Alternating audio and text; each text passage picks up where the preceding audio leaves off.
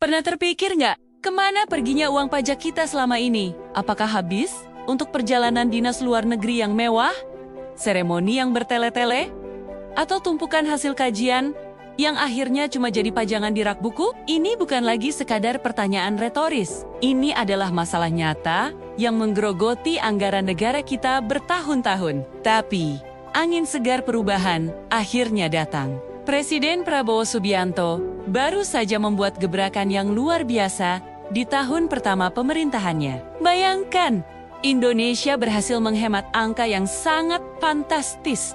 308 triliun rupiah. Kalau diubah ke dolar Amerika, itu setara dengan 18 miliar dolar. Jumlah yang cukup untuk membangun infrastruktur besar atau bahkan membiayai sektor pendidikan selama bertahun-tahun. Bagaimana caranya? Jawabannya sederhana, tapi butuh ketegasan luar biasa. Caranya adalah dengan memotong semua kegiatan yang dianggap tidak produktif. Tidak ada lagi seminar yang cuma formalitas, tidak ada lagi FGD atau focus group discussion yang hasilnya hanya berputar puter tanpa solusi konkret. Presiden Prabowo bilang, kita sudah terlalu banyak mengkaji. Kita sudah cukup dengan teori. Sekarang adalah waktunya kerja nyata. Kerja yang hasilnya bisa langsung dirasakan oleh rakyat. Uang yang tadinya menguap di ruang rapat ber-AC, kini dialihkan untuk sesuatu yang jauh lebih mendasar. Lalu, pertanyaan terbesarnya adalah, uang sebanyak itu dikemanakan? Jawabannya, ada di piring-piring anak sekolah kita di seluruh penjuru Indonesia. Anggaran raksasa itu sepenuhnya dialihkan untuk mendanai program makan bergizi gratis atau MBG. Sebuah program yang tidak hanya bertujuan mengisi perut, tapi juga membangun fondasi masa depan bangsa. Tapi tunggu dulu.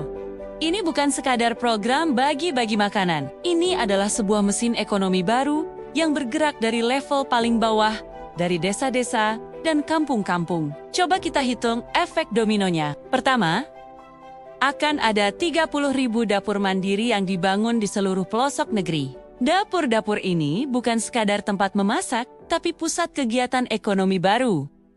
Kedua, soal lapangan kerja. Setiap dapur diproyeksikan akan mempekerjakan sekitar 50 orang. Jika dikalikan 30.000 dapur, artinya ada potensi 1,5 juta tenaga kerja baru yang terserap secara langsung. Ini adalah angka yang signifikan untuk mengurangi pengangguran dan memberikan penghasilan bagi jutaan keluarga. Ketiga, dan ini yang paling penting, adalah menghidupkan ekonomi desa. Setiap dapur butuh pasokan bahan baku yang stabil.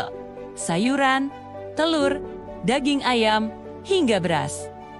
Siapa pemasoknya? Tentu saja para petani, peternak, dan nelayan lokal. Mereka tidak perlu lagi bingung melempar hasil panen ke tengkulak dengan harga yang tidak menentu. Kini, mereka punya pembeli tetap dengan permintaan yang jelas dan terjamin. Roda ekonomi di desa-desa pun berputar lebih kencang. Inilah yang disebut mengubah biaya menjadi investasi. Uang yang tadinya habis untuk hal-hal administratif yang kurang jelas manfaatnya, kini berputar di komunitas lokal, menghidupkan pasar, memberdayakan masyarakat. Dan yang terpenting, memastikan generasi penerus kita tumbuh sehat, cerdas, dan kuat. 308 triliun rupiah memang angka yang sangat besar. Tapi melihat ekonomi desa bergerak, jutaan orang mendapat pekerjaan, dan anak-anak kita mendapatkan gizi yang layak, itu adalah nilai yang jauh lebih besar dan tak ternilai bagi masa depan Indonesia.